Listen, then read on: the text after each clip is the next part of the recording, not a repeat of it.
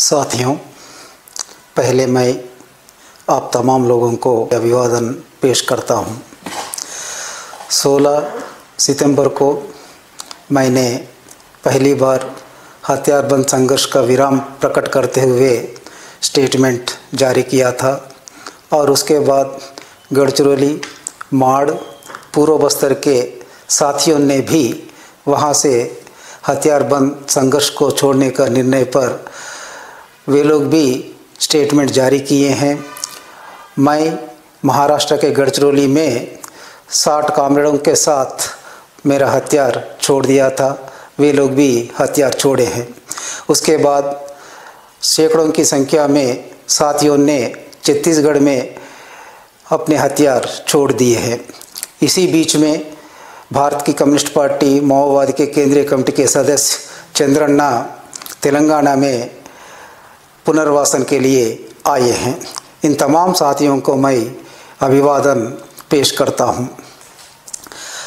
हम इस देश में लंबे समय से, कई वर्षों से काम करते आ रहे हैं।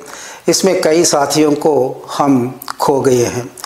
आज हम बाहर आने का मतलब ये है कि बदल रहे परिस्थितियों का ये एक संकेत होता है।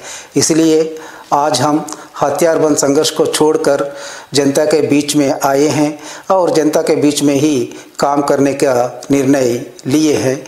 हम जिस साथियों को खो गए हैं उन साथियों के चलते हम ये बदलावों का समझना जरूरी है। आज भी देश में कई साथी इलाकावार सत्ता को अपनाने के लिए उस रास्ते पे हथियारबंद संघर्ष में डटे हुए हैं और ये तो हम समझना है कि इस रास्ता पर चलते हुए ही हम जनता से दूर हुए हैं। ये उस रास्ता की विफलता को दर्शाता है। लेकिन हमारा सीसी तमाम बदलावों को पहचान रही है, लेकिन हमारे संघर्ष पर बदलाव लाने के लिए तैयार नहीं है। ये उसकी कटमुल्लावाद तरीका को दर्शाता है। इसलिए देश के कोने कोने में काम कर रहे हमारे साथियों से मेरी अनुरोध ये है कि आप तमाम लोग हथियारबंद संघर्ष पर हम आगे नहीं बढ़ेंगे करके हम जो समझे हैं आपके सामने रख रहे हैं।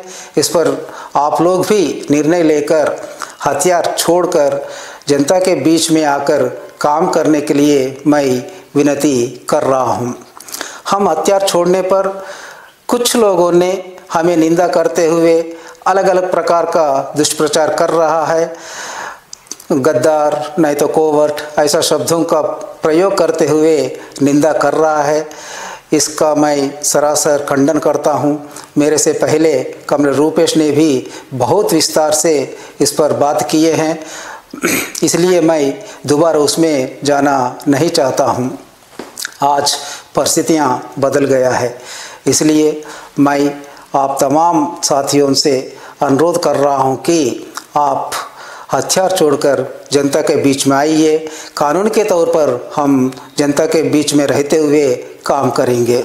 और इसी अवसर पर मैं तमाम देश के बुद्धिजीवियों और जनवादी प्रेमियों और मुख्य रूप से आदिवासी हितैषियों से अनुरोध कर रहा हूं कि हम जो निर्णय लिए हैं इस निर्णय को आप समझिए और हमारा समर्थन कीजिए।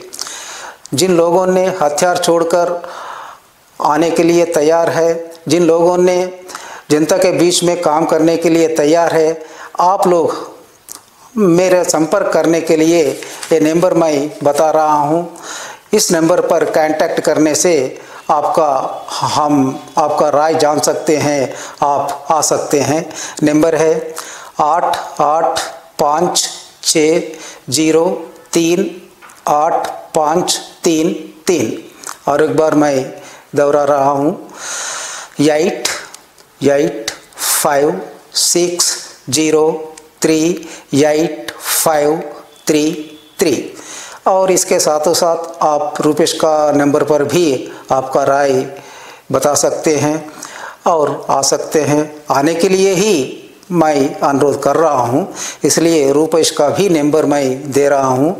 उनका नंबर यह है कि 6267 6281663 और एक बार 6267138163।